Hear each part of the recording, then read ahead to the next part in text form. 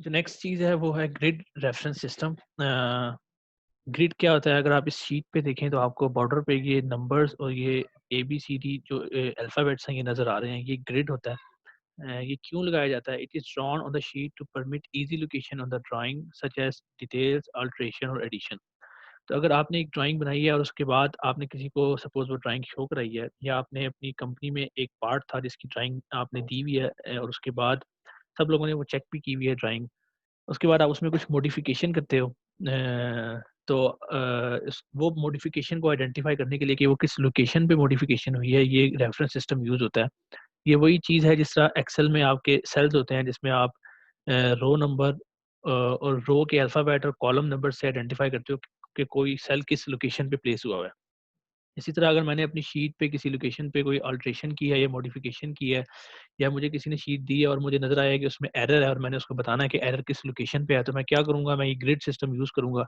जैसे सपोज़ मैंने डी इस लोकेशन पे अगर मेरा एरर है इस जगह पे, तो क्या होगा कि मैं देखूँगा कि वो 6 और डी ब्लॉक में है। डी6 ब्लॉक में इस लोकेशन पे कोई एरर है, तो मैं उसको पिन पॉइंट कर दूँगा कि मैंने इस लोकेशन पे कोई एरर एरर आइडेंटिफ़ाई किया है, या फिर यहाँ पे कोई मॉडिफ़िकेशन रिक्वायर्ड है, या फिर कोई मॉडिफ़िकेशन होगी हुई है। The rectangle of grid along the length should be referred by numerals 1, 2, 3 etc. Length के along ये 1, 2, 3, 4, 5, 6 होते हैं, और विड्थ के along ये कैपिटल लेटर्स होते हैं ABCDEF। इसकी कुछ डिटेल आगे भी कुछ स्लाइड्स में आएगी। नेक्स्ट जो है वो टाइटल ब्लॉक है। लास्ट टाइम हमने जो लैब्स की थी उसमें टाइटल ब्लॉक्स इतनी अच्छे से डिफाइन नहीं हुआ था, लेकिन यहाँ पे हम लोग उसको अच्छे से डिफाइन करेंगे। टाइटल ब्लॉक्स क्या होता है? The space for the title block must be provided in the bottom right hand corner of the drawing sheet और एट द बॉटम। आपने या तो उसको बॉटम राइट हैंड कॉर्नर पे डिफाइन करना होता है या सिर्फ बॉटम पे। तो हम लोग जो डिफाइन कर रहे हैं ये बॉटम राइट हैंड कॉर्नर पे अपने ड्राइंग के डिफाइन कर रहे हैं टाइटल ब्लॉक। उसकी जो लेंथ है वो यहाँ पे शो भी की हुई है। The size of the title block as recommended by the BIS is 185 millimetre into 65 millimetre. ये कोई इंटरनेशनल स्टैंडर्ड है जिन्होंने रिकमेंड किया है कि टाइटल ब्लॉक की जो लेंथ है वो ये होनी चाहिए और उसकी विड्थ 65 होनी चाहिए। तो आपने बिल्कुल राइट कॉर्नर पे 185 मिलीमीटर्स का और 65 मिलीमीटर हाइट का 185 मिलीमीटर विड्थ का ब्लॉक एक ड्रॉ करना है, वो आपका टाइटल ब्लॉक होगा। ठीक है, ये फिगर जो है एक सिंपल टाइटल ब्लॉक को शो कर रही है। लास्ट टाइम हमने जो ड्राइंग शीट बनाई थी उसमें पूरे का पूरा जो बॉटम लाइन थी वो टाइटल ब्लॉक थी, लेकिन जो रिकमेंडेड टाइटल ब्लॉक है वो राइट हैंड साइड पे होता है। अगर मैं पिछली शीट आपको दिखाऊं तो देखें यहाँ पे भी टाइटल ब्लॉक कॉर्नर राइट पे बना हुआ है। ये थोड़ा छोटा शो हुआ है लेकिन असल में थोड़ा सा बड़ा होता है। इसी तरह इस वाली शीट में भी आप देखें कि टाइटल ब्लॉक राइट कॉर्नर पे शो हुआ हुआ है, यहाँ पे भी टाइटल ब्लॉक राइट कॉर्नर पे शो हुआ हुआ है। इसके अंदर चीज़ें क्या क्या होती हैं यहाँ पे आपको नज़र भी आ रही हैं। एक तो नेम ऑफ फर्म होता है, फिर टाइटल होता है, स्केल होता है, उसके बाद आपने ये जो आप किस एंगल ऑफ प्रोजेक्शन में अपनी ड्राइंग बना रहे हो, थर्ड एंगल ऑफ प्रोजेक्शन में है या one angle angle of projection, first angle of projection में है, ये उसकी समझ लें कि ग्राफिकल सिंबल है उसका। ये एंगल ऑफ प्रोजेक्शन अभी हम लोगों ने स्टडी नहीं की है, जब ये आएंगे तो आपको समझ आ जाएगा कि ये कौन सा एंगल ऑफ प्रोजेक्शन को किस तरह हम लोग रिप्रेजेंट करते हैं। दो ही होते हैं, एक में ये जो सर्कल होता है वो राइट साइड पे होता है, एक में जो सर्कल होता है वो लेफ्ट साइड पे होता है। तो जो ड्राइंग देख रहा है उसको पता लग जाता है कि जो आपकी ड्राइंग है वो कौन सा एंगल ऑफ प्रोजेक्शन में ड्रॉ हुई हुई है। उसके बाद ड्राइंग नंबर होता है designed by, drawn, check, standard और अप्रूव्ड। ये चीज़ें होती हैं इसके अंदर। आप लोगों ने ये इसमें नेम ऑफ द फर्म है, यहाँ पे आपने अपना डिपार्टमेंट का नाम लिखना है और अपना सेशन लिखना है। उसके बाद जो स्केल है, स्केल हम लोग डिफाइन करेंगे, वो स्केल ही लिखना है। टाइटल में आपने लिखना है कि कौन सी चीज़ आप बना रहे हो यहाँ पे, या कौन से वीक का लेक्चर है, यहाँ पे हम लोग वो लिख सकते हैं। और दूसरा यहाँ पे आपने क्या करना है, ड्राइंग नंबर में आप लिख दो कि कौन सी ड्राइंग शीट है। ये सेकंड ड्राइंग शीट जो है बनाओगे, जो चेक होगी। एक ड्राइंग शीट आपकी चेक हो चुकी है, सेकंड ड्राइंग शीट आप यहाँ पे बनाओगे। उसके बाद ये काफ़ी सारे ब्लॉक्स यहाँ पे बने हुए हैं। आपने इस ब्लॉक में इतने सारे ब्लॉक्स आप बेशक ना बनाओ, आप इसमें 3 ब्लॉक्स बना लो। एक आप डिज़ाइन्ड बाय बना लो, ड्रॉन बेशक ना बनाओ, चेक्ड बना लो और अप्रूव्ड बना लो। 3 आपने ब्लॉक्स यहाँ पे बनाने हैं। 7, 7, 7, 7, 7 ये इनकी जो हाइट दी हुई है इसको एडजस्ट करके आपने यहाँ पे 3 ब्लॉक्स बना लेना है किसी भी हाइट के, वो मैटर नहीं करती। लेकिन जो पूरे ब्लॉक की हाइट और विड्थ है वो आपकी फिक्स होनी चाहिए। इसी तरह ये जो 3 विड्थ हैं ये भी आपकी फिक्स होनी चाहिए, नेम की जगह और डेट की जगह। तो ऐसा होगा कि मैं आपके जो मार्क्स हैं वो इसी लोकेशन पे मार्क कर दूँगा, और बाकी चीज़ें आपने इसके अंदर फिल आउट करनी है। इसकी जो डिटेल्स हैं वो हम लोग बाद में डिस्कस कर लेंगे। कि हमने लैब में क्या करना है। अभी हम लोग देख लेते हैं कि जो इंडस्ट्रियल ड्राइंग्स होती हैं उसमें क्या-क्या चीज़ें ज़रूरी होती हैं। ये जो चीज़ें हैं ये इंडस्ट्रियल ड्राइंग में लाज़मी होनी चाहिए। Number of the firm, title of the drawing, scale, name of the firm sorry. तो जिस फर्म की ये ड्राइंग है उसका नाम हो जाएगा, टाइटल हो जाएगा ड्राइंग का, किस स्केल पे ड्रॉ हुई हुई है वो हो जाएगा। मेथड ऑफ प्रोजेक्शन का सिंबल आपका होना चाहिए, ड्राइंग नंबर लाज़मी होना चाहिए। Initial with dates of persons who have designed, drawn, checked, standards and approved. जिन लोगों ने इसको डिज़ाइन किया है, जिन लोगों ने इसको ड्रॉ किया है, जिन लोगों ने चेक किया है, जिन लोगों ने स्टैंडर्ड्स डिफाइन किए हैं और जिन लोगों ने इसको अप्रूव किया, उनके नाम और इनिशियल्स और dates, number of sheets and total number of sheets of the drawing of the project. तो टोटल नंबर ऑफ शीट कितनी है, अगर ड्राइंग मल्टीपल शीट्स के को पे है, ये बंच ऑफ ड्राइंग्स हैं, तो हम ये बताएंगे कि शीट नंबर कौन सी है, 1 ऑफ 10, 2 ऑफ 10, 3 ऑफ 10, इस तरह करके। उसके बाद रिवीजन ऑफ ड्राइंग, ये वही चीज़ है जिसमें हम लोग ग्रिड ऑफ रेफरेंस यूज़ करते हैं। For locating a portion of the drawing for the purpose of revision, the sides of the three larger sides of the drawing sheet A0, A1, A2 are divided into number of equal zones. तो हम लोग क्या करते हैं कि जो Jones हमने बनाए हुए हैं, ये जो ग्रिड लाइन हमने बनाई हुई थी 1 2 3 4 5 6 7 8 9 10 और ABCDEFG, तो अगर मैंने किसी लोकेशन पे सपोज इस लोकेशन पे मैंने कोई रिवीजन किया है या मॉडिफिकेशन किया है या कोई चीज़ ऐड या रिमूव किया है, तो मैंने अगर किसी को बताना है तो मैं क्या करूँगा, मैं यहाँ से 8 और यहाँ से D दोनों को कंबाइन करूँगा, तो जिस जो जो सेल बन जाता है D8 सेल बन जाता है, इस सेल को मैंने आइडेंटिफाई कर दिया कि मैंने इस लोकेशन पे कोई रिवीजन या मॉडिफिकेशन की है। इसी तरह अगर मैंने ये लोकेशन है यहाँ पे मैं क्या करूँगा, 5 को ड्रैग करूँगा और F को ड्रैग करूँगा, तो ये जो लोकेशन है ये F5 सेल है जिसमें कोई रिवीजन या मॉडिफिकेशन हुई है। ये चीज़ हमारी ड्राइंग में तो यूज़ नहीं होगी क्योंकि हम लोग ग्रिड नहीं बनाएँगे, लेकिन इंडस्ट्रियल ड्राइंग्स में ये बहुत ज़्यादा यूज़ होती है क्योंकि जो ड्राइंग्स हैं वो ओवर द टाइम मॉडिफाई होती रहती हैं। और मशीन्स की बेस पे या पार्ट की बेस पे या अगर किसी ने कोई एरर किया तो एरर रिमूव करने की बेस पे, तो मॉडिफिकेशन को लोकेट करने के लिए ये वाला सिस्टम यूज़ होता है। उसके बाद स्केल्स पे आ जाते हैं। स्केल्स हमने लास्ट टाइम भी देखा था कि स्केल्स क्यों यूज़ होते हैं। अगर आपका जो पार्ट है उसका एक्चुअल साइज़ या तो शीट से बहुत बड़ा है या तो शीट से कंपैरेटिवली बहुत छोटा है, तो फिर हम लोग क्या करेंगे, उसको ऑन स्केल बनाएँगे। Sometime, sometimes machine part is required to draw larger or smaller than their actual size. For example, a crankshaft of an engine would be drawn to a reduced scale, while connecting rods board is to be drawn to a large scale. तो क्या है कि अगर part का जो size है वो sheet से बहुत ज़्यादा बड़ा है, जैसे क्रैंकशाफ्ट होती है इंजन की, वो काफ़ी बड़ी साइज़ की होती है और 3 व्यूज़ हमने इसके बनाने होते हैं, तो ऑटोमेटिकली वो तीनों व्यूज़ एक शीट पे पूरे नहीं आ सकते। तो हम लोग क्या करेंगे कि इसको स्केल डाउन करेंगे, रिड्यूसिंग स्केल यूज़ करेंगे। जिसमें क्या होगा कि असल जो लेंथ है क्रैंकशाफ्ट की वो ज़्यादा होगी, लेकिन शीट के ऊपर वो एक स्केल की बेस पे छोटे साइज़ की शो की जाएगी। इसी तरह जो बोल्ट्स हैं कनेक्टिंग रॉड्स के, वो बहुत छोटे-छोटे होते हैं। तो वो बोल्ट अगर हम एज़ इट इज़ उसी साइज़ की शीट पे बनाएँगे तो वो नज़र ही नहीं आएँगे, उनके फीचर्स जो हैं वो डिम हो जाएँगे। तो हम लोग क्या करेंगे, बोल्ट्स को जब डिज़ाइन करेंगे तो हम लोग उसको स्केल अप करते हैं या एनलार्जिंग स्केल यूज़ करते हैं, जिसमें असल साइज़ पार्ट का छोटा होता है लेकिन शीट के ऊपर वो बड़ा करके बनाया जाता है। रिड्यूसिंग स्केल के लिए हम लोग क्या करते हैं कि जो साइज शीट के ऊपर ड्रॉ होता है वो पहले आता है और जो उसका काउंटर पार्ट होता है या जो पार्ट का असल साइज होता है वो बाद में आता है। तो 1:2 का मतलब ये है कि जो शीट पे 1 मिलीमीटर है वो असल पार्ट के ऊपर 2 मिलीमीटर है। यानी कि अगर असल पार्ट 2 मिलीमीटर लेंथ का होगा तो शीट पे वो 1 मिलीमीटर लेंथ का होगा। अगर असल पार्ट 4 मिलीमीटर लेंथ का होगा तो शीट पे वो 2 मिलीमीटर लेंथ का होगा। तो आपने क्या करना है कि जो असल पार्ट है उसकी लेंथ को 2 से डिवाइड करना है और उसके बाद जो लेंथ आएगी वो आपने शीट पे ड्रॉ करनी है इस स्केल के हिसाब से। अगर आपका पार्ट बहुत बड़ा है तो हम लोग क्या करेंगे, 1:20, मतलब कि जो असल पार्ट की जो लेंथ है वो 20 मिलीमीटर है तो शीट पे वो 1 मिलीमीटर है। तो मतलब असल पार्ट की जितनी भी लेंथ होगी हम उसको 20 मिलीमीटर से डिवाइड करेंगे और उसके बाद हम लोग जो आंसर आएगा वो शीट के ऊपर उस साइज़ का वो पार्ट ड्रॉ करेंगे। ये different types of reducing scales बताए हुए हैं। पॉइंट इसमें ये है कि अगर आपने रिड्यूसिंग स्केल यूज़ किया है तो आपने शीट तो उसका मतलब ये है कि शीट पे पार्ट का साइज़ छोटा है, एक्चुअल में पार्ट का साइज़ बड़ा है, तो आप शीट का साइज़ पहले लिखते हो और पार्ट का साइज़ बाद में लिखते हो। 1:20 मतलब शीट पे 1 है तो असल पार्ट 2 है। इसी तरह एनलार्जिंग स्केल में क्या है कि शीट पे पार्ट बड़े साइज़ का होता है और एक्चुअल में छोटे साइज़ का होता है, तो हम लोग शीट वाला इसमें भी पहले लिखते हैं और दूसरा वाला बाद में लिखते हैं। उसका मतलब क्या हुआ कि जो शीट पे 50 मिलीमीटर्स हैं वो एक्चुअल में 1 मिलीमीटर है, या शीट पे 5 मिलीमीटर्स हैं वो एक्चुअल में 1 मिलीमीटर है। शीट पे 20 मिलीमीटर्स हैं या तो एक्चुअल में 1 मिलीमीटर है। फुल साइज स्केल्स में क्या होता है, हम 1:1 लिखते हैं। तो स्केल के बॉक्स में अगर 1:1 लिखा हुआ है, इसका मतलब ये है कि जितने साइज का पार्ट था उतने ही साइज की ड्राइंग शीट पे बनी हुई है।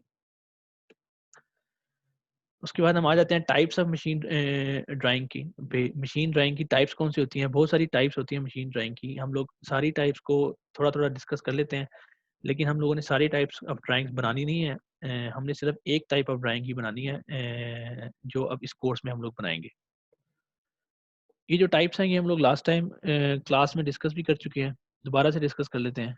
Production drawing, exploded assembly drawing, schematic assembly drawing, drawing for instruction manual, drawing for installation, drawing for catalogue, tabular drawing और पेटेंट ड्राइंग। नाम से भी आपको काफ़ी अंदाज़ा हो जाएगा कि ये किस टाइप की ड्राइंग्स हैं। पहले हम लोग देख लेते हैं production drawing. Production drawing is a legal document of company. It is used by the technician on the shop floor for manufacturing the parts. तो ये कंपनी का लीगल डॉक्यूमेंट होता है। लीगल डॉक्यूमेंट इस सेंस में होता है कि ये जो चीज़ें होती हैं ये फ्लोर के ऊपर फ्लोट कर रही होती हैं जहाँ पे काम हो रहा होता है, तो इसका लीगलाइज होना बड़ा ज़रूरी है। It is used by the technicians on the shop floor for manufacturing the parts. तो शॉप फ्लोर के ऊपर जो पार्ट मैन्युफैक्चरिंग हो रही है वहाँ पे इसको यूज़ किया जाता है, क्योंकि इसको देख के ही कोई भी पार्ट मैन्युफैक्चर किया जाता है। सब डायमेंशन और सब तरीके इस पे मेंशन होते हैं, आगे ये बताया भी हुआ है।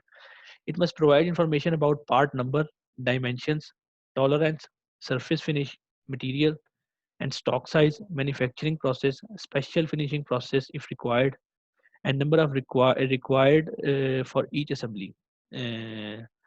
Number of finishing process required होगा आई थिंक ये। इट इज़ फर्दर सब क्लासिफाइड इनटू टू पार्ट्स। तो अब इस ड्राइंग में क्या क्या चीज़ें आपने शो करनी है? सबसे पहले तो पार्ट नंबर शो करना है कि कौन सा पार्ट बनाना है। उसके बाद उसकी डायमेंशन सारी शो होनी चाहिए, टॉलरेंसेस शो होनी चाहिए। टॉलरेंसेस का मतलब ये होता है कि जो एक्चुअल साइज़ होता है पार्ट का, एग्जैक्टली बिल्कुल एक्यूरेटली वो साइज़ नहीं बनाया जा सकता, उसमें कुछ ना कुछ टॉलरेंस होती है। जैसे अगर मैंने 5 सेंटीमीटर का एक साइड है किसी पार्ट की, तो उसकी टॉलरेंस अगर मैं प्लस माइनस 2 मिलीमीटर या 4 मिलीमीटर सेट करूँ, तो उसका मतलब ये होगा कि मैं 5.4 मिलीमीटर 4.6 मिलीमीटर से सॉरी 49.6 मिलीमीटर से 50.4 मिलीमीटर तक उस पार्ट को, उस साइड को मैं बना सकता हूँ। तो उसकी टॉलरेंस थोड़ी सी अच्छी है। लेकिन कुछ पार्ट्स होते हैं उनकी टॉलरेंस बहुत छोटी होती है, जैसे 1 मिलीमीटर की होती है। तो उसमें क्या होगा कि मुझे 49.9 मिलीमीटर से 50.1 मिलीमीटर तक उसको बनाना है, मतलब मुझे ज़्यादा एक्यूरेसी रिक्वायर्ड होगी। ज़्यादा एक्यूरेसी का मतलब ये होता है कि आपको ज़्यादा अच्छी मशीन पे वो पार्ट बनाना है सबसे पहले। दूसरी बात ये है कि बनाने के बाद उसकी फिनिश बड़े अच्छे तरीके से करनी है, और तीसरी बात ये है कि वो टाइम कंज्यूमिंग भी ज़्यादा होगा। तो टॉलरेंस हमें डिफाइन करती है कि हमने किस तरह का पार्ट डिज़ाइन करना है। उसके बाद सरफेस फिनिश कैसी होनी चाहिए, मटेरियल कौन सा यूज़ होना है, स्टॉक साइज़ कौन सा होगा, मैन्युफैक्चरिंग प्रोसेस कौन सा यूज़ होगा, एंड सो ऑन। जब हम ड्राइंग शीट बनाते हैं उसके ऊपर ये सारी चीज़ें हम लोग मेंशन नहीं करते। हम लोग सिर्फ पार्ट का साइज़ मेंशन करते हैं, लेकिन अगर और डायमेंशंस मेंशन करते हैं। और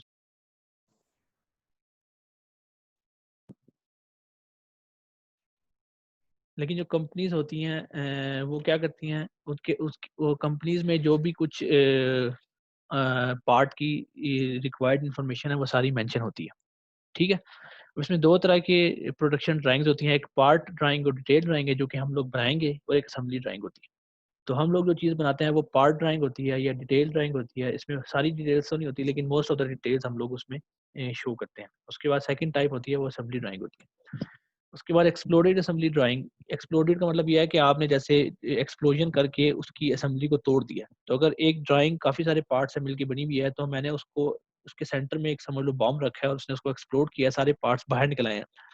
तो ये एक्सप्लोडेड असेंबली ड्राइंग होती है। इसका पर्पस क्या होता है? It represents the details of machine in a pictorial form and it is assembled as it is assembled.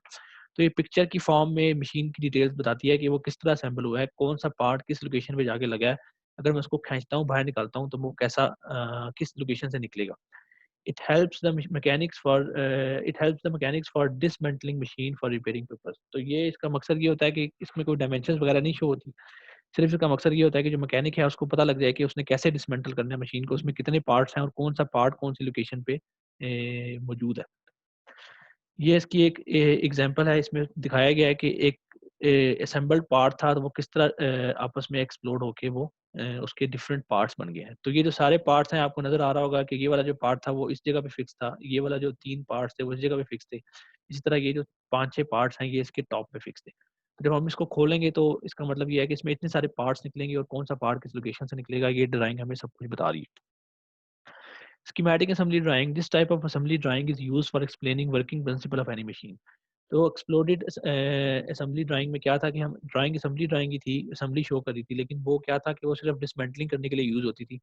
यहाँ पे जो स्कीमेटिक असेंबली ड्राइंग है वो किसी भी मशीन के वर्किंग प्रिंसिपल को शो करने के लिए यूज़ होती है, जिसमें बताया जाता है कि कौन सी उसने काम कैसे करना है, कहाँ पे शाफ्ट प्लेस हुई हुई है, कहाँ पे पेडल लगा हुआ है। जैसे आपकी गाड़ी है सपोज़, उसमें मैं बताता हूँ कि स्टीयरिंग व्हील कहाँ पे लगा हुआ है, वो किस डायरेक्शन में मूव कर सकता है। आपका जो क्लच है वो किस लोकेशन पे है गाड़ी में, और वो किस कौन-सी डायरेक्शन में वो मूव कर सकता है, आपकी ब्रेक किस डायरेक्शन में मूव करती है, और आपका जो एक्सेलरेटर है वो किस डायरेक्शन में मूव करता है, आपकी जो की है, इग्निशन की, वो किस डायरेक्शन में मूव करती है, उसकी लोकेशन क्या है।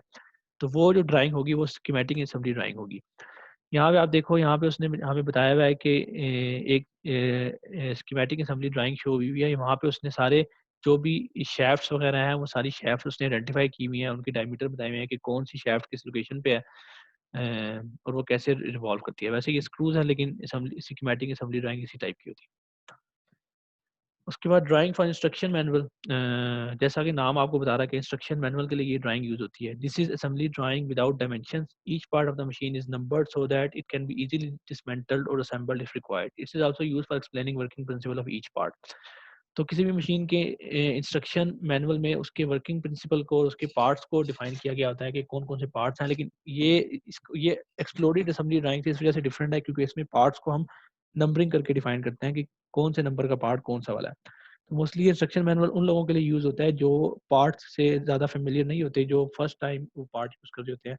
जैसा कि आपका जो इंस्ट्रक्शन मैनुअल घर में आता है, जिसमें कोई मशीन आपने ली है, जैसे ब्लेंडर है, जूसर है या मोबाइल फ़ोन है, उसके लिए इंस्ट्रक्शन मैनुअल साथ आए होते हैं, क्योंकि हम लोग पार्ट्स के नाम से या उतनी शेप से फ़ैमिलियर नहीं होते, तो वो लोग क्या करते हैं कि हर पार्ट को एक नंबर असाइन कर देते हैं और उस नंबर की बेस पे हम उसको असेंबल और डिसअसेंबल करते हैं। ये देखें, जैसे यहाँ पे एक मोबाइल फ़ोन है, उसमें सिम आपने कैसे प्लेस करनी है या बैटरी उसमें से कैसे डालनी है, ये सारा तरीका आपको बताया गया है। क्योंकि हम लोगों को नहीं पता कि बैटरी की शेप क्या होती है और सिम जैकेट की शेप क्या होती है टेक्निकल टर्म्स में, तो इसलिए हमारी आसानी के लिए यहाँ पे ये इंस्ट्रक्शन मैनुअल में इस तरह की ड्राइंग अटैच की होती है।